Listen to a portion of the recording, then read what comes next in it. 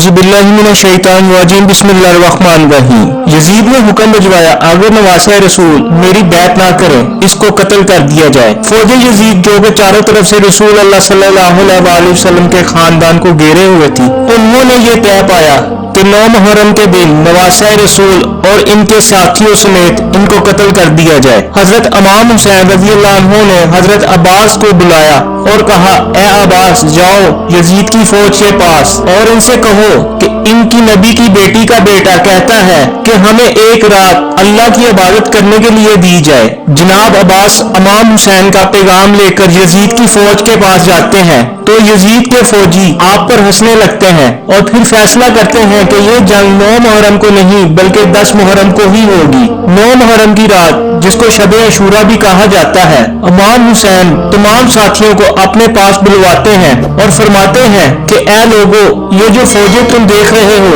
ये सब मेरे खून की प्यासी हैं। कल मुझे कत्ल कर दिया जाएगा और मेरी बहनों और बेटियों को बेपर्दा करके गलियों और बाजारों में पुराया जाएगा। तुम लोगों ने मदीने से लेकर यहाँ तक मेरा बहुत साथ दिया और अगर अब आप में से कोई मुझे छोड़कर जाना चाहता है तो वो जा सकता है। फिर आपने हुक्म दिया कि चिराग को बुझा दो।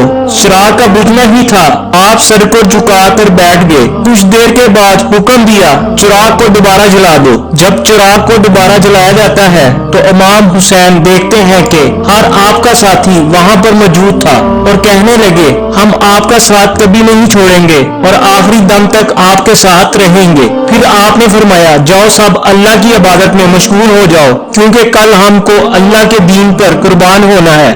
आस्ता आस्ता रात ढलने लगी और 10 मुहर्रम का सूरज तुलू होने लगा। नमाज अदा करते हुए यजीद की फौज ने आप पर हमला कर दिया और देखते ही देखते एक एक करके आपके तमाम साथियों को शहीद कर दिया गया। और जब कोई न रहा तो इमाम हुसैन अपने खैमे की तरफ गए और फरमाते हैं, मेरी बहनों, मेरी बेटियों, अपने इमाम का आखिरी सलाम कबूल करो। हर तरफ से वावेलों की सदाएं उठने लगती हैं। फिर आप मैदान जंग की तरफ रवाना होने लगते हैं। जैसे ही आप मैदान जंग में पहुंचते हैं तो फरमाते हैं, ऐ लोगों, पहचानो मुझे, मैं तुम्हारे रसूल का नवासा हूँ।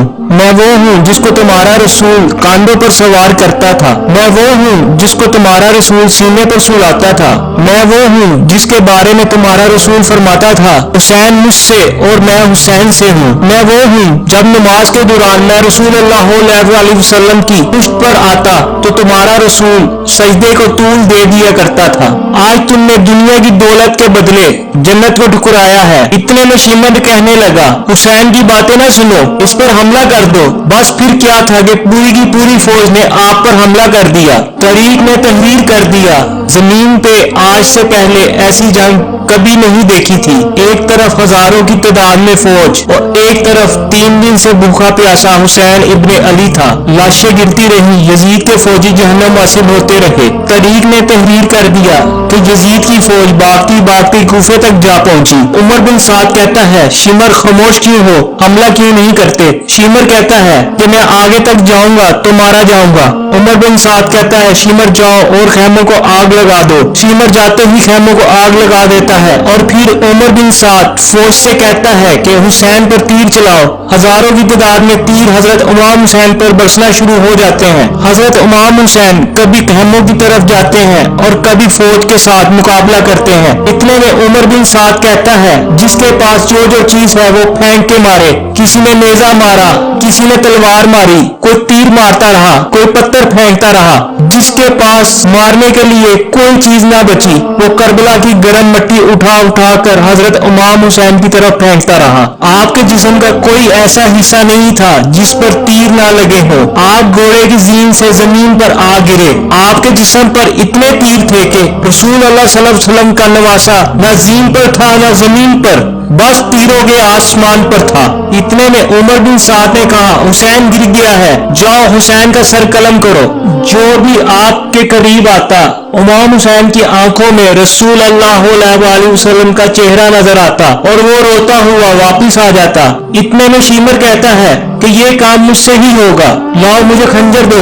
वो खंजर लेकर इमाम हुसैन के करीब जाता है तो वो देखता है कि इमाम हुसैन का सर सजदे में है। जब वो इमाम हुसैन की गर्दन पर खंजर रख के चलाने लगता है तो शिमर देखता है कि इमाम हुसैन कुछ पढ़ रहे हैं। वो कहता है कि सुनो तो सही, हुसैन क्या पढ़ रहा है, जाकर यजीद को बताऊंगा। जैसे ही कान करीब करके सुनने लगता है तो इमाम हुसैन फरमाते हैं, ऐ मेरे अल्लाह, कबूल करना, तेरे हुसैन ने तेरे दीन के लिए सब कुछ कुर्बान कर दिया। इतने में इमाम हुसैन ने आंख खोली और शीमर से कहा, ऐ बदबख्त, तुमको पता नहीं मैं कौन हूँ?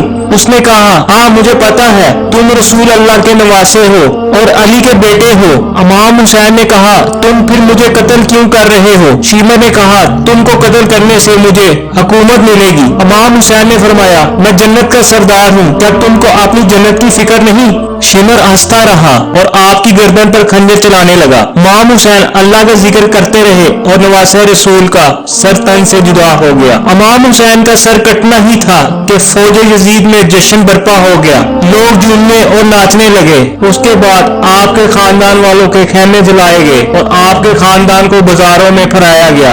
आपको पत्थर मारे गए, लेकिन हजरत इमाम हुसैन का सर मौके नेज़ा पर भी कुरान की तिलावत करता रहा और लोगों को ये बताता रहा, अल्लाह ने जो दीन अपने नबी हजरत मोहम्मद मुस्तफा सल्लल्लाहु अलैहि वसल्लम के जरिए भेजा वो दीन क्या था। अगर आज हजरत इमाम हुसैन ना होते तो इस दुनिया में शरीयत मोहम्मदिया की बजाय शरीयत यजीदियत होती। दोस्तों, इस्लाम जिंदा करना चाहते हो और अगर करबला का मकसद को पूरा करना चाहते हो, हर इस काम से अपने आप को और अपने नफ्स को रोको जिस काम से अल्लाह और अल्लाह का रसूल रोकता है। इसके साथ ही आज की वीडियो का इख्तिताम होता है। मिलेंगे एक फिर न्यू वीडियो के साथ। अल्लाह हाफिज।